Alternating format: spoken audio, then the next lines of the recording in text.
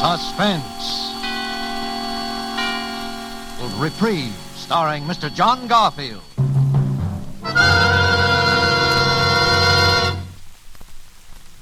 This morning, my lawyer, Mr. Gurley, said he was trying to get me a reprieve, so I looked it up in a dictionary I got. It says, reprieve, to suspend temporarily the execution of a sentence upon, and relief or cessation from pain or ill. Well, the first part, I guess Mr. Gurley can get. He knows all the rules. But the second part, cessation of pain, that's up to me. Maybe when I've spilled it all out, put it out on a table where I can look at it, why I'm here and about the kid, about Lorre, maybe then will come cessation of pain. I don't know. Anyway, I can try. Okay. Name, Steve Hannibal. My old lady had to name me something, so I guess she read the name Stephen on a book. If she could read, which I doubt. Age 34. Health, excellent. But wait up. You don't want to sell me insurance, because tonight I'm state prisoner 80483. Registered in cell 77 of the state penitentiary. That's the death cell. I'm in for murder.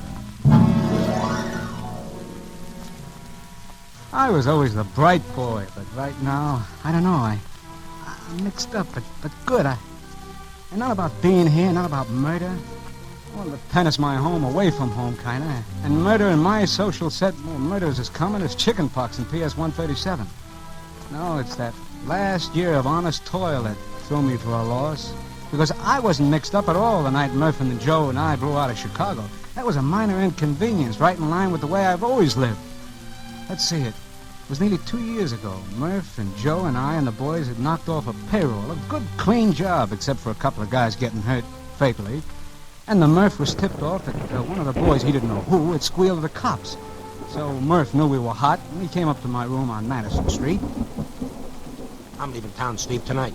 It's an idea. So am I. Yeah, we better blow. You and me and Joe. And the rest of the boys? Look, I can't take care of everybody, Steve. You know how it is. Sure, I know. You take care of the ones that you can't get along without. But do your thinking for you. Oh, it ain't that, Steve. Cut it. Well, okay. So we got around 20 grand. 23. Yeah, sure. Yeah, 23. Well, with that dough, we can go to Florida. Yeah? Yeah. Lie down there all winter till the heat's off. You think that's a bright idea, don't you, Murph? Well, sure. Why not? Yeah, we take a nice big shiny suite in the Paradise Hotel, pick up some dolls. Yeah, that's right. Well, that's just what we're not going to do.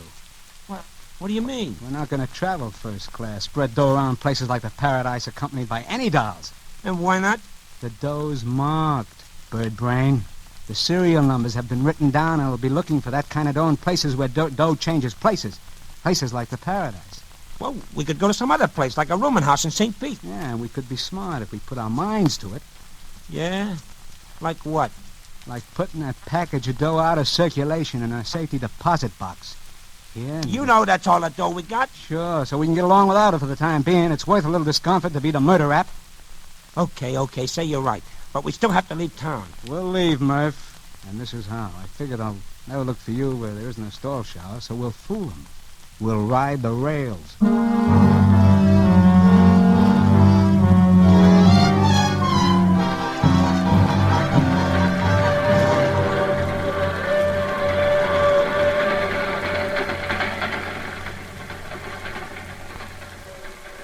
You can play the nine of hearts, Joe. Huh? Where? Oh, yeah. Yeah, I was going to. You were. You never saw her, huh? What a guy. Outsmarts himself in solitude. Ooh. Hey, it's cold in this boxcar, Steve. Yeah, just pick up a phone, Murph. Tell the management. They'll give you more heat. All right. I just said it was cold. At a time like this, be glad it's cold. Joe. Mustn't cheat. I wasn't cheating. Oh, new game. So you slip the card under when you can't play it, huh? Well, so what if I'm cheating? It's my skin in it. You're absolutely right. Well, I wonder how many of the boys have been picked up. I couldn't take care of everybody, Steve. None of them been picked up. Why should they be? Oh, boy, there's that 3 I've been looking for. None of them been picked up, huh? Well, who's protecting them, Joe? Your fairy godmother? Why would the cops pick them up? They know it was Murph used the gun. Huh? I mean, they probably guessed Murph was trigger man. Well, you dirty... Shut up, Murph. What else did the cops probably guess, Joe? Well, how would I know, Steve? Well, honest, I only thought that Talk, maybe... Joe. What else did they guess about me? Oh, nothing about you, Steve. Honest, they... Spill it, spill it. They knew Murph was trigger man and that he squealing took the dirty dough, no one rat. else. Honest, Steve, I didn't tell him anyone else who was on the job. I thought if they picked up Murph, then you and me could... Hey, Steve, stop Murph. Get back, Murph. Let him finish. Go on, I finish. didn't squeal on you, Steve. You gotta believe me. Steve, you gotta... Steve, stop Murph. Don't let him do it. Steve, no!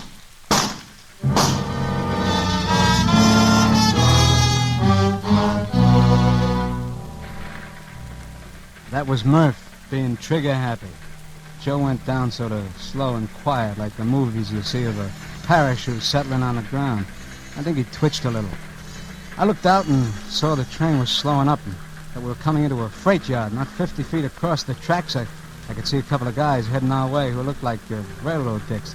I thought fast, like always. Murph was hot, very hot, and being very shy on brains, if they picked him up, he'd lead them to the payroll door like a homing pigeon. Inside of 24 hours, too.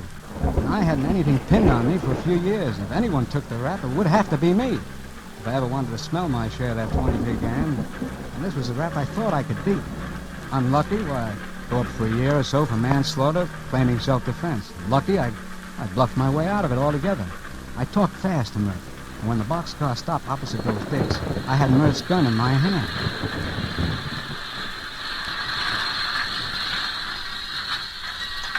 How many of you guys in there? 3, mister. Well, pile out, boys. It's the end of the... Hey, What's the matter, Whitey? one of those guys has a gun. What are you doing with the gun, brother? Huh? I don't know. And what's wrong with the other guy? He shot him. I was over there at the other end minding my own business, and those 2 guys were yelling at each other, and he... Okay, drop that gun, mister. I'm coming in.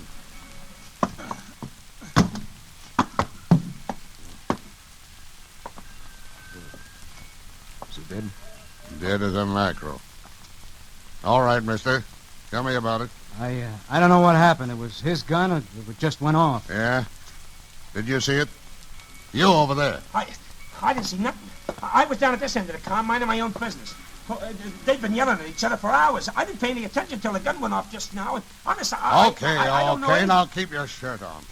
Looks like you're in trouble, mister. I tell you, I don't know what happened. Yeah, leave it to headquarters, Whitey. Yeah. Maybe you remember better at headquarters. I don't know what happened. All right, Dreamy, no matter what you remember, the rap is murder.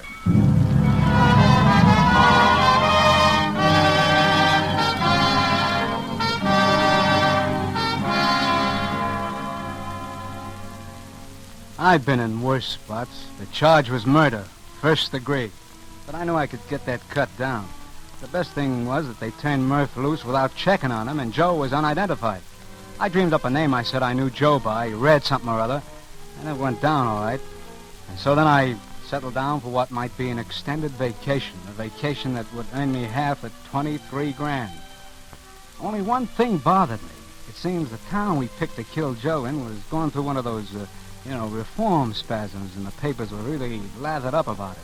And my case was made to order for them. A crime they could get holy about without stepping on any local toes. While I was waiting trial, they fried me but good, and I burned about it. So that's why I didn't exactly clap hands when they told me a reporter was coming in to see me.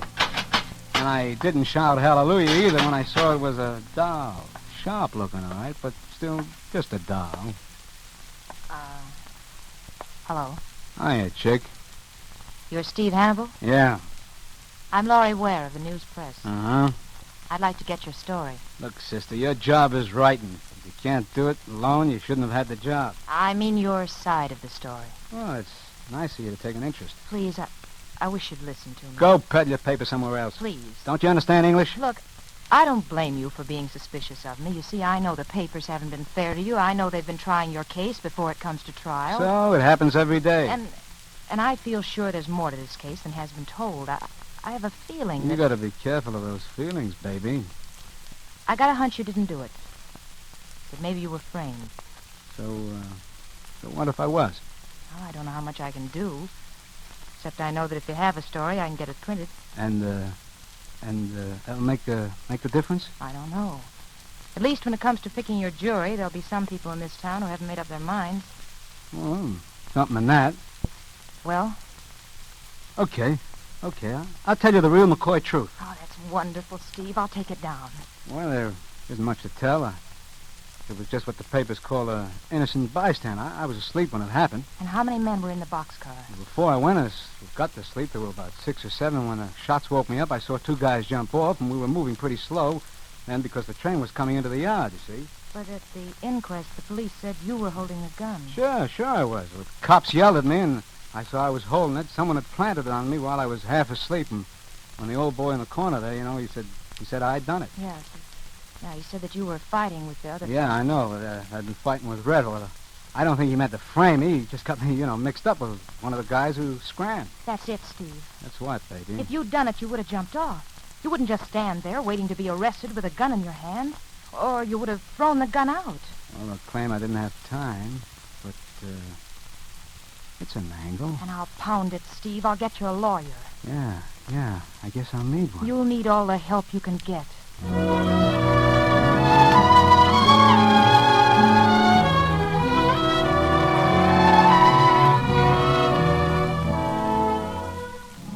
What a doll. Sold on me before she even got the pitch.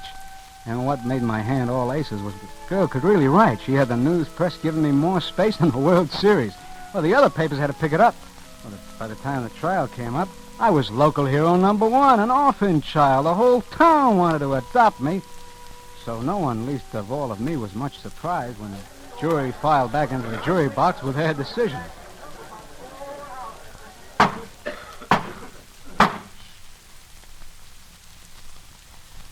Have the gentlemen of the jury reached a verdict? We have, Your Honor. Will you read the verdict? We, the jury, find the defendant not guilty as charged.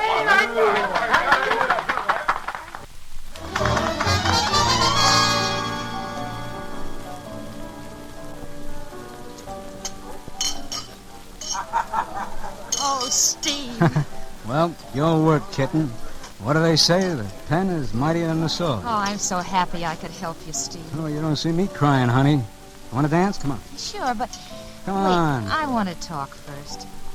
Have you got a home you're going to? Or a job? Look, kid, you've been Girl Scout enough today. Let's dance. Come on. Please tell me, Steve. I'm worried about you. I'm going to winter in California and summer in Maine. You haven't any place to go. See America first. That's my motto. Steve, I don't want to butt in, but Harry Singles will give you a job. Yeah? Doing what? In the circulation department. You're kidding. Well, it wouldn't be such a good job to start, but I know you could work up, Steve, and you'd like Harry. 9 hours a day, 5 days a week. Is that it? 5.5 days. Steve Hannibal punching a time clock. Boy, I suppose I'd get a Social Security number and everything, huh? Don't you have one? Unemployment, security, income. That's a lot of legality. Legality? Oh, skip it, kitten. Let me think. You know, I might just take a whirl at that job. Oh, Steve, I think that's wonderful. Well, it's not so much the job, but you and I have a lot of unfinished business, baby. And you can't get it all done in one day. But right now, I want to dance. Come on, baby, let's go.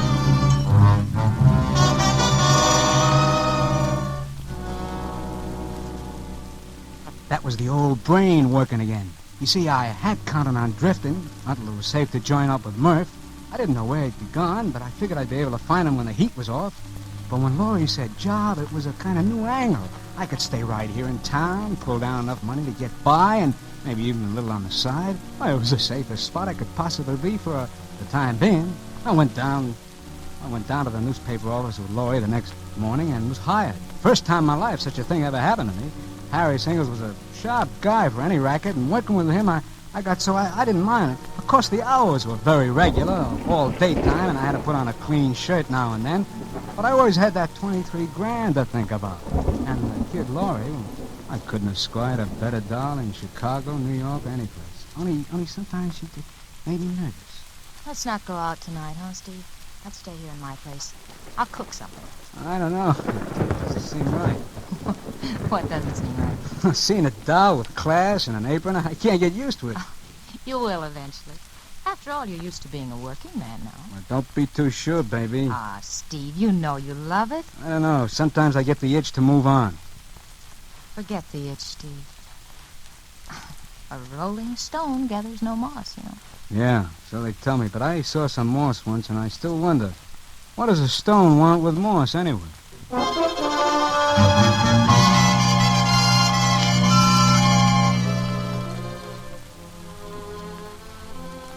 See what I mean? Lorre kept telling me how much I liked being a pillar of society, so that sometimes I even began to wonder. And then Harry started shoving raises at me and titles, and, well, inside of no time, I was a district manager. And I sat down and figured the dough angle. And it gave me a shock. Because even if it was legal, I was making more dough week in and week out than I had with Murph and the boys. Well, the Chicago stick-up stayed hot, and I didn't hear from Murph, so I let it all ride and kept working. Along about then, the papers were in a lather again, all about reform. And the town was just crawling with rackets, and Lorre was working on the stories. One night, Lorre was typing a story in a room, and I was in the living room waiting for her to finish. And... I'll be with you in a minute, Steve. One more paragraph. And that's finished for tonight? Yeah, finished for tonight. I got something to show you. Come in here. Okay, kitten. What is it? Buying hats again? It's a letter I got in the mail, right here on the desk. Oh, the local wolves are moving in, huh? Much more exciting. Really? Lay off or we'll measure you for a coffin. You have 24 hours to quit your job. First time I ever got anything like that. Want to read my answer? Your answer? Yeah, my article for tomorrow morning. I've written all about the note and why it was sent to me. Yeah? Well, what do you figure? Well, there's an out-of-town mobster who's moved in on the local rackets, and he's making a good thing of it. I found out about him 3 days ago, and I've really tracked him down. Yeah? Who is he? Well, here he goes with the name of Dude Ringler, but I knew that was an alias.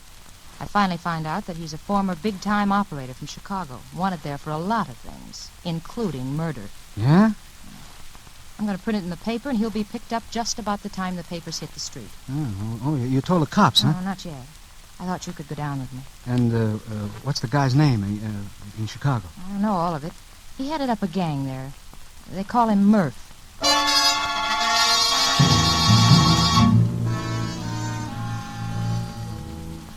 I got that roller coaster feeling, only worse.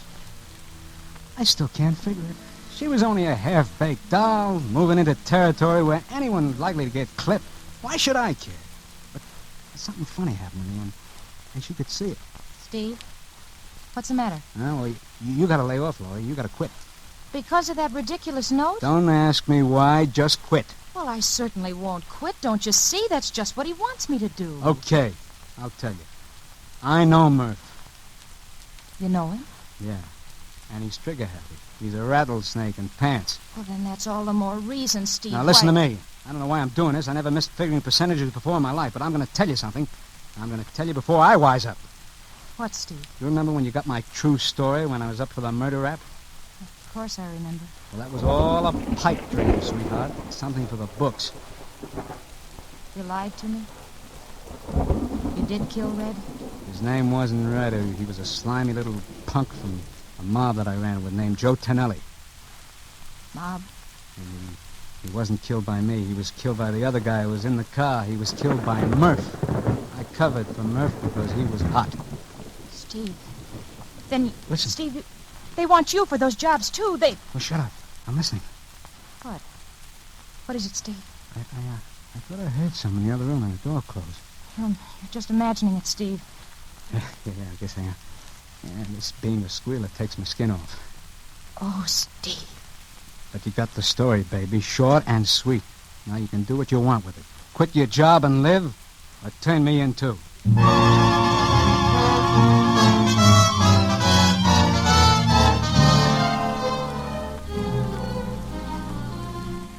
What a doll. What a doll. She cried on the front of my shirt, and then she smiled. And she called Harry Singles with me sitting there and told him she quit. She told him she was getting married the next morning to me. You know, I played along. Then I left her. After telling her to button her lip and keep the door locked, I started to go find Murph to check on that 23 grand and put him wise so he'd lay low. I could see that he still needed me to think for him. But there was something wrong, something very wrong. I felt like I was kind of cracking up, so I let it ride until the morning. I was climbing the stairs to pick up Lorre at 9 on the dot, and for some reason I was feeling pretty good. Open up, chick. It's me. Oh.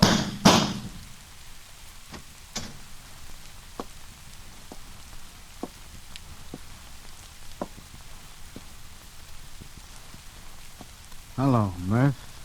You're still trigger happy, huh? Hello, Steve. And you don't have to call me names. You're kind of up early, aren't you, Murph? I was making a little call on your doll. Yeah, I see you was. She wasn't a bad-looking doll. You didn't have to plug her. She quit her job. Yeah? I didn't know about that. Well, she still knew too much. She wasn't going to use it, Murph. Maybe. You told her about Joe. You shouldn't have done that, Steve. Huh. So it was you I heard here last night, huh? No kidding. You really heard me? Yeah, I heard the door close. And you heard me tell her? Yeah. This working legal's giving you bad habits, Steve, but I'll forgive it. Come here. Come over here. Just look what she would have wrote.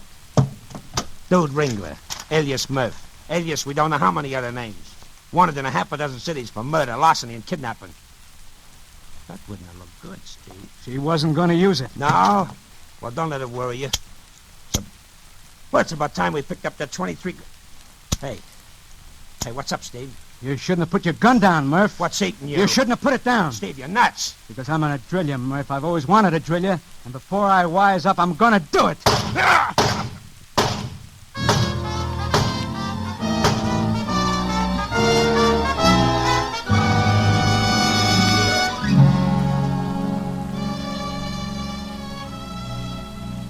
That time, the neighbors heard it.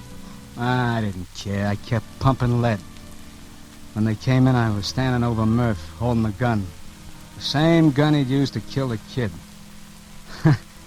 So the cops got me for both of them. Both of them.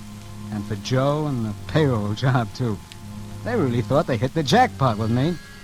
I didn't give them any argument. It wasn't any use. But, you see what I mean? I'm mixed up. I'd always been a sharp guy. I could have beat the game. Murph was right when he knocked off the kid. She did know too much. Well, it's the way things work out in our set. And why should I get the case of highs over a dog getting drilled? I can't figure it out. And, well, now I'm trimming my fingernails, waiting for Mr. Gurley to get a reprieve. And I'm all mixed up about that, too. Because in the dictionary, it's a word that's got two meanings. And the way I feel, they don't mesh. They kind of cancel each other out. To suspend temporarily the execution of sentence upon, and relief or cessation of pain or ill. Well, anytime now.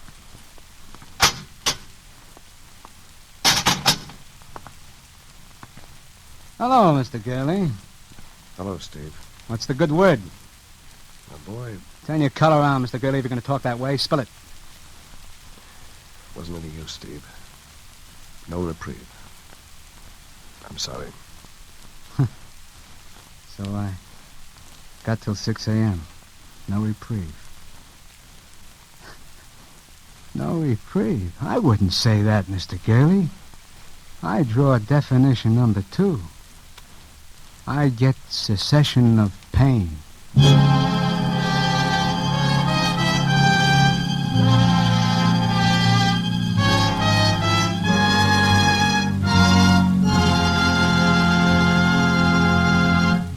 And so closes Reprieve. John Garfield, as star of tonight's study in Suspense. Suspense is produced, edited, and directed by William Spear.